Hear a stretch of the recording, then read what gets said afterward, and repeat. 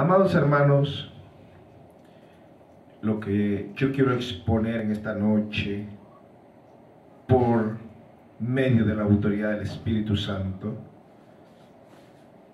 más que hoy, en estos días, cuando el enemigo está bombardeando con pensamientos de miseria, de pobreza, de crisis, de negatividad, y el mundo entre más oye y la gente entre más está oyendo esas noticias, más sin esperanza y desconsolados están.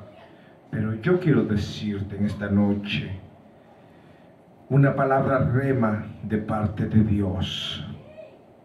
Yo te quiero dar una buena noticia en el nombre de Jesús, que en el reino de Dios no hay miseria, que en el reino de Dios no hay pobreza, que en el reino de Dios no hay esclavitud de la deuda, que en el reino de Dios no existe la enfermedad, porque Cristo pagó el precio en la cruz del Calvario, que en Cristo hay poder para vencer la muerte, para vencer el pecado, para vencer la deuda, para vencer la miseria, para vencer toda esclavitud que el diablo quiere poner en tu cabeza, que el enemigo quiere poner en tu mente. Dice la palabra del Señor, que al que el Hijo libertare será libre, y libre en verdad. Y esta es la palabra del Señor que te quiero entregar por parte del Espíritu Santo, que Jesucristo se hizo pobre para que vosotros, dice la palabra del Señor, fueseis enriquecidos. El apóstol Pablo aquí está hablando literalmente de economía, de finanzas. Aquí el apóstol Pablo está hablando literalmente que Jesucristo, siendo pobre, que despojándose de su gloria, despojándose, amados hermanos, de allá del tercer cielo, donde hay calles de oro, mar de cristal, donde no existe la miseria y la pobreza, vino a este mundo y se despojó de su gloria y gloria del unigénito Hijo de Dios. Y dice la Biblia, siendo rico, para que vosotros con su pobreza fueseis enriquecidos. Dios quiere que estés enriquecido, y enriquecido en todo. Enriquecido en dones del Espíritu Santo, enriquecido físicamente, enriquecido, amados hermanos, económicamente, enriquecido, amados hermanos, en abundancia, en prosperidad, en sobreabundancia. Dios quiere bendecir tu vida. Dios no depende, mi amado hermano, de la economía de ningún país. Dios no depende de la economía de Alemania. Dios no depende de la economía del Banco Mundial para bendecir a su iglesia, para bendecir a su pueblo. Dios no depende de la economía de Honduras, de El Salvador, de Guatemala, de México, de Estados Unidos para bendecir a su pueblo. Dios depende de su brazo soberano. Dios depende de su gloria. Dios depende de su poder para bendecir a un ser humano, para bendecir a su iglesia. Ya basta oír mentira del diablo. Ya basta oír tanta miseria de las noticias que dicen que no hay trabajo, que la economía viene mal en peor. Pero yo quiero decirte que en el reino de los cielos no hay imposibilidad. Que en el reino de los cielos sí hay posibilidad. Que si creyeres verás la gloria de Dios en medio de esta crisis, en medio de este caos financiero. Verás la gloria de Dios, porque la palabra de Dios dice, si creyeres verás la gloria de Dios. Dios no depende de esta economía para bendecir a su iglesia. Dios no depende de esta economía para bendecir a su pueblo. Dios depende de sus promesas. Dios depende de su palabra.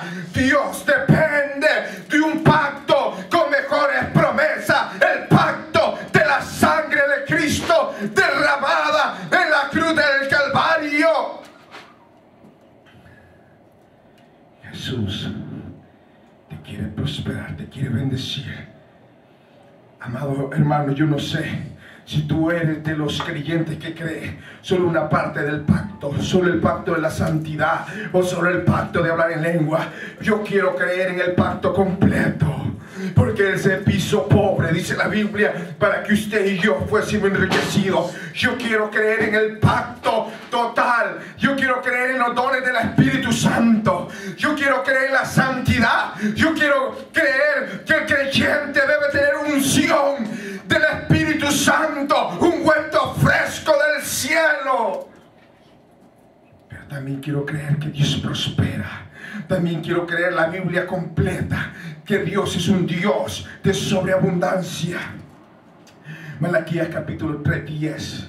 La palabra del Señor dice: probadme ahora en esto, si no os abriré la ventana de los cielos y derramaré bendición que sobreabunde.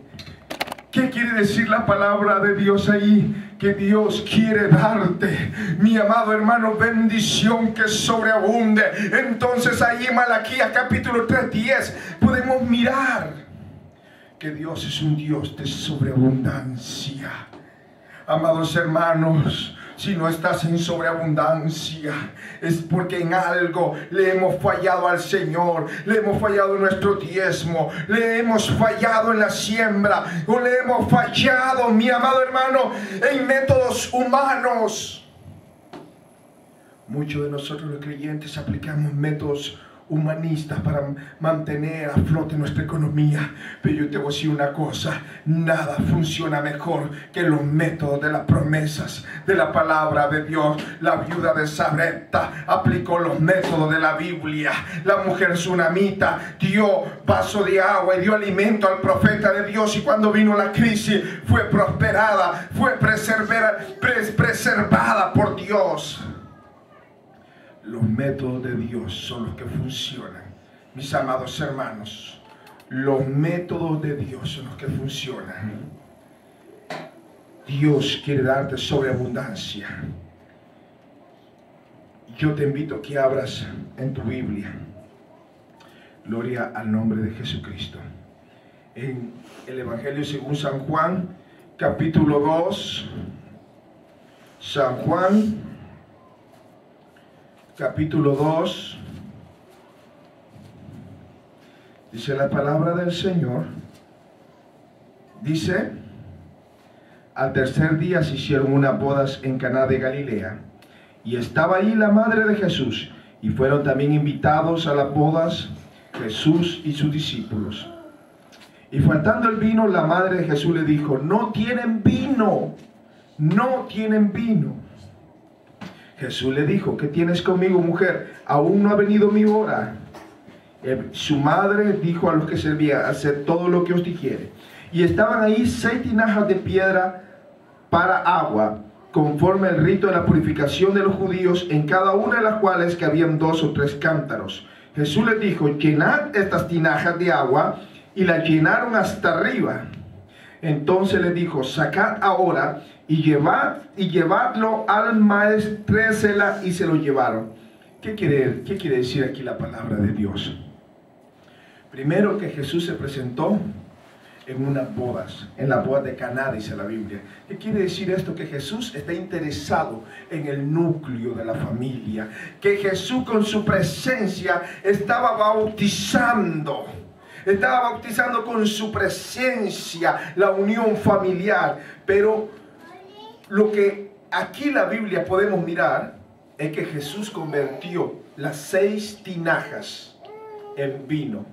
La palabra de Dios aquí nos enseña que ya habían tomado vino, dice. Ya habían tomado vino. Y incluso el maestrésala, dice la Biblia, dice la palabra del Señor, el maestrésala, o sea, el probador de vino, el que sabía de vino. Cuando Jesús había hecho el vino, el probador de vino fue y le reclamó al novio: ¿por qué has dado el mejor vino al último? Porque en la costumbre hebrea daban el mejor vino de primero. Por eso el maestro de vino va y le reclama y le dice: ¿por qué has dejado el mejor vino? ¿Por qué has dejado el mejor vino al último? O sea, amados hermanos, Jesús hizo un vino de mejor calidad del cual ellos habían tomado. Pero lo que quiero recalcar aquí es que el vino, el milagro que hizo Jesús, no es un milagro de grano básico, no es un milagro de canasta básica, no es un milagro de primera necesidad, amados hermanos, sino que es un milagro de prosperidad, de abundancia, de algo extra. ¿Qué quiere decir esto? Que Dios no solamente te quiere dar para la tortilla con sal, que Dios no solamente te quiere dar para que apenas puedas pagar tu renta, que Dios no solamente te quiere dar para que vivas al día. Mi amado hermano, aquí en este hecho, Dios te quiere mostrar que Él no solamente te quiere dar para el vaso de agua, que Él también te quiere dar para el fresco, que Él también te quiere dar para el agua de sabor, que Él también te quiere dar para el agua de Jamaica, que Él también te quiere dar sobreabundancia, prosperidad. ¿Qué quiere decir este milagro? Que el Señor no solamente te quiere dar para la tortillita con sal. Este no es un milagro de necesidad. Ellos ya habían tomado vino, dice la Biblia. Ellos ya habían tomado vino. Lo que hizo Jesús, lea bien la Biblia, hizo más vino para que ellos tomaran vino.